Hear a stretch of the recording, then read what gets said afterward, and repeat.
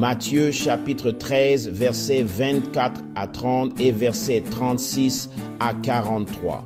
Jésus leur proposa une autre parabole. Le royaume des cieux est comparable à un homme qui a semé de la bonne semence dans son champ. Mais pendant que les gens dormaient, son ennemi vint, sema de l'ivraie parmi le blé et s'en alla. Quand le blé poussa et fit du fruit, l'ivraie apparut aussi. Les serviteurs du maître de la maison vinrent lui dire, « Seigneur, n'as-tu pas semé de la bonne semence dans ton champ? D'où vient donc qu'il y a de l'ivraie? » Il leur répondit, « C'est un ennemi qui a fait cela. » Les serviteurs lui dirent, « Veux-tu que nous allions l'arracher? » « Non, répondit-il, de peur qu'en arrachant l'ivraie, vous ne déraciniez le blé en même temps.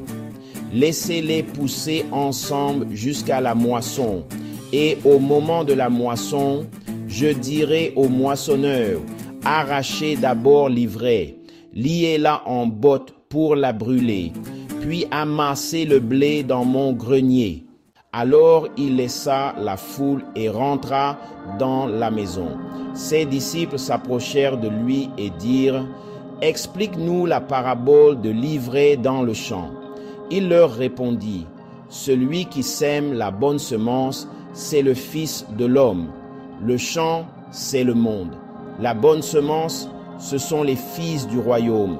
L'ivraie, ce sont les fils du malin. L'ennemi qui l'a semé, c'est le diable. La moisson, c'est la fin du monde. Et les moissonneurs, ce sont les anges.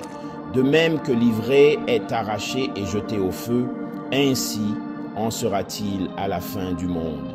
Le Fils de l'homme enverra ses anges qui enlèveront de son royaume tous les scandales et ceux qui commettent l'iniquité.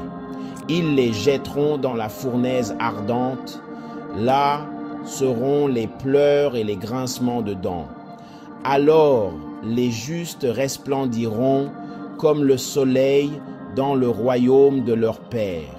Que celui qui a des oreilles pour entendre, entende.